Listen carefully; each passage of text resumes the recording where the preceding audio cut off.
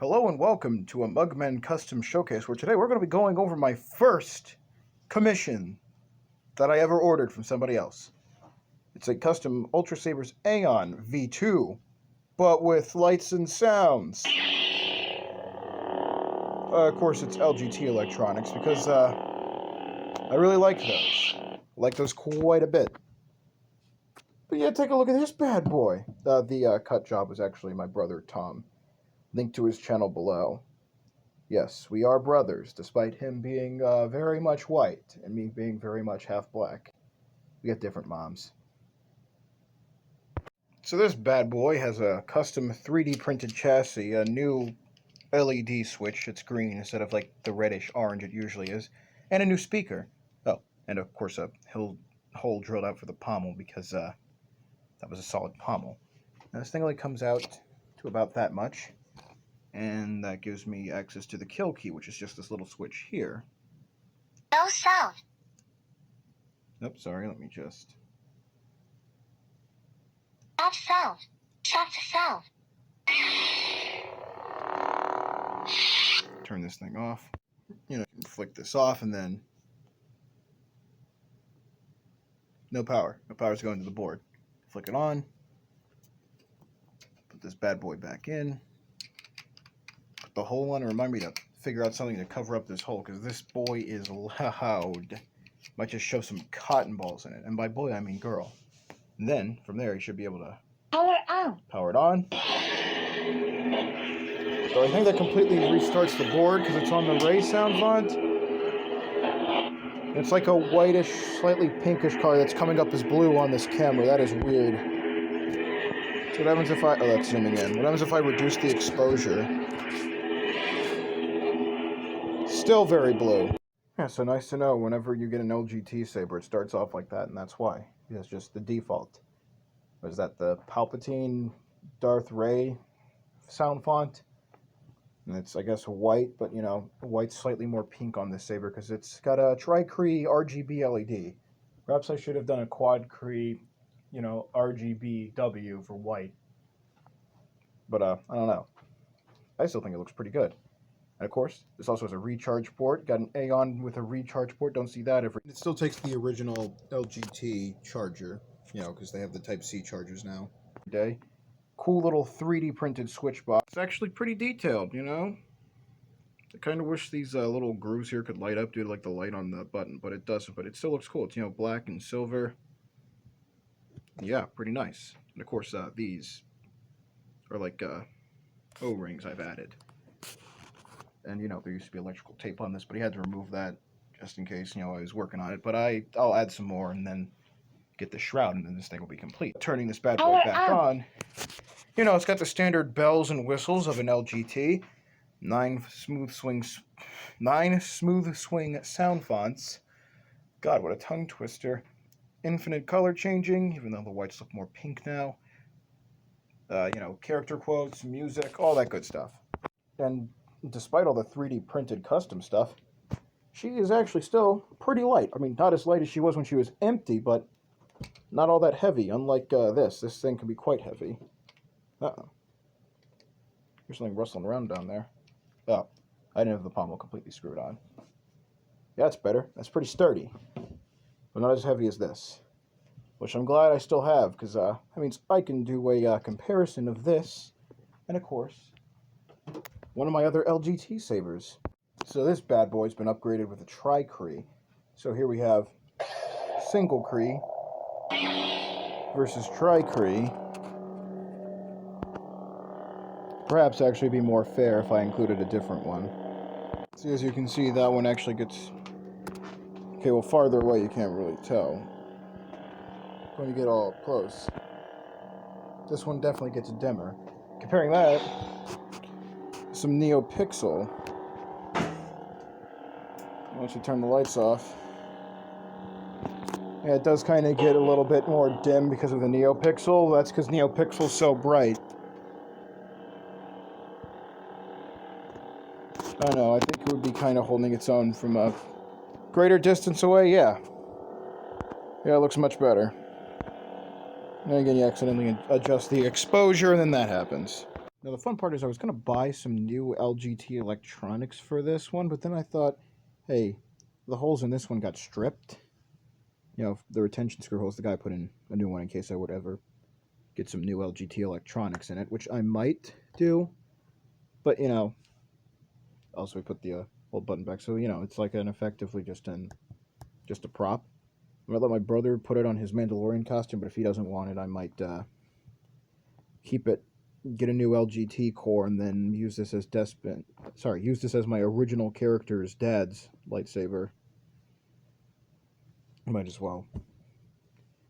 Yeah, I'll explain that stuff earlier, because saying original character, I just feel like I'm one of those fucking Sonic kids from like 2008. You all know the ones. We all know the ones.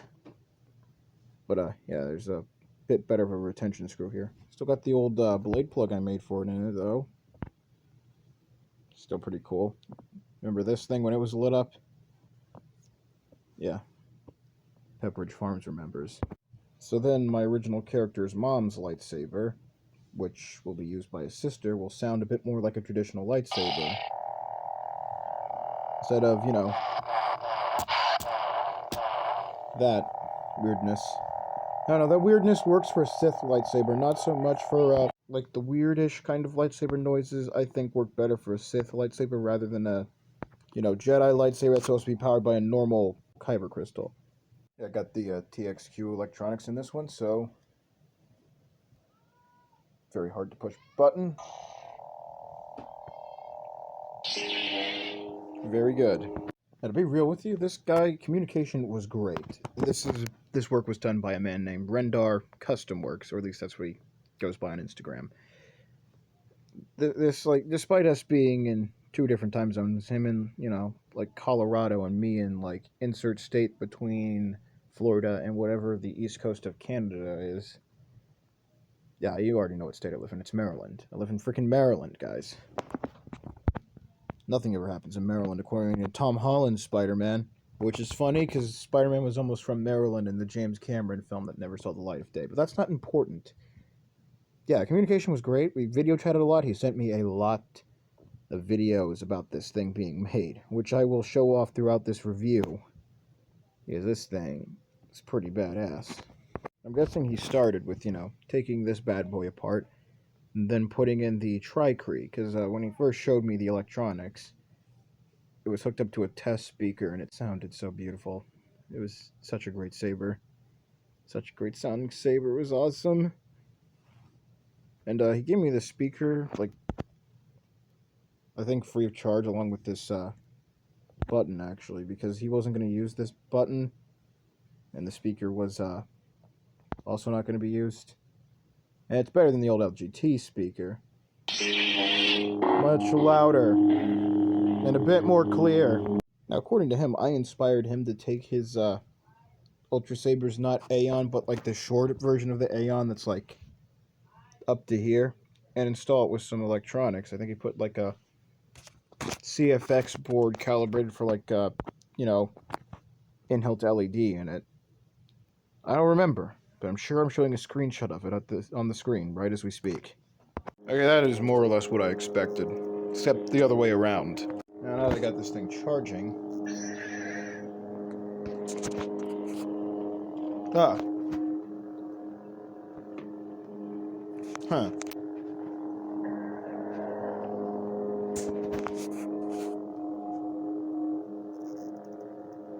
Yeah. I suppose maybe it was that.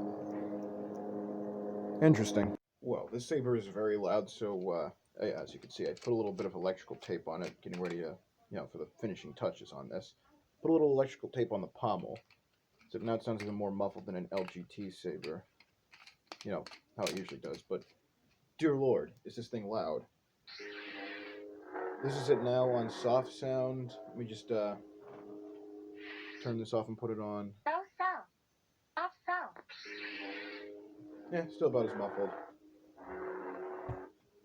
But as you can see, you know, it's LGT saber, so smooth swing, 9 sound fonts, color changing, blaster deflect, all that good stuff. Oh yeah. Lockup feature, which looks more white on camera than it does in person. I don't know, it's looking less pink, but the I don't even know how to describe it.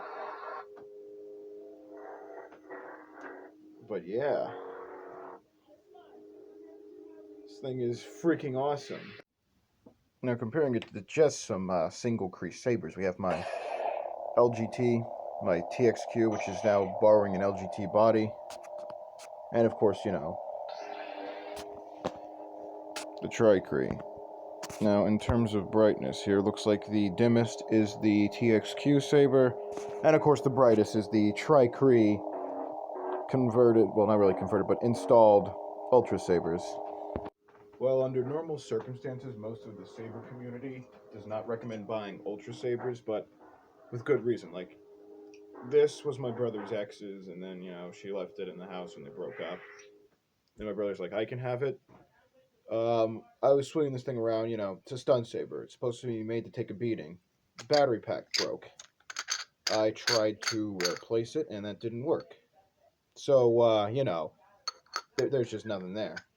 So this is basically a glorified empty hilt, which I might send to Rendar Custom Works, the guy who, you know, did work on this bad boy. Well, I'd like to think of it as a girl. You know, like how guys in the military, Marines think their rifle is a girl. Same kind of thing. And she is a beauty, as you can see. Tri-Cree, super bright, very loud at the point where I really need to find something to muffle the speaker. Good work. And, you know, 3D printed chassis, 3D printed switch box. It looks pretty good. I just gotta get this one remade. Planning on just, as I probably mentioned in another video, putting in the budget Saber Forge electronics in here. I don't need anything too fancy in this. And keeping the white LED. So then I can just use these color swatches, those Lee filters I bought in this. So then, you know, it'll be color changing, but also white. And then, you're probably wondering, because I buy another saber to get those electronics, I was thinking about buying like that budget Cal Kestis lightsaber. And putting some true LGT electronics in that one. But yeah, that's something to do for the future. But this saber, so I got a lot of these modifications down. All I really need now is a shroud, and this thing will be complete. This saber looks very, very cool. Wow, and would you look at that? Through the magic of video editing and me taking forever just to film this, I've already done all the cosmetic modifications I wanted to. I mean, it looks kind of janky, but I think from distance, no one at the conventions or in a fan film will be able to tell. But yeah, got some aluminum foil tape and some PVC cut. Didn't exactly work out as planned. There's a screw that broke off, but it broke off enough that it's sticking out, and this being wedged in between, you know, the two pieces, the saber and my PVC pipe. It holds strong enough to support the lightsaber, both without and with the blade. Of course, got some electrical tape here for the grip. And yeah, that is pretty much my original character's lightsaber as I imagined it. Pretty Imperial Knight looking.